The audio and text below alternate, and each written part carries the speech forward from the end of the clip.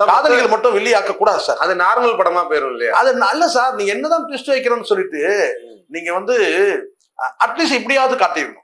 இப்போ வேம்பயர் படம் உங்களுக்கு தெரியும் நினைக்கிறேன். அது படம் பேர் டக்குன்னு ஞாபகம் வரல.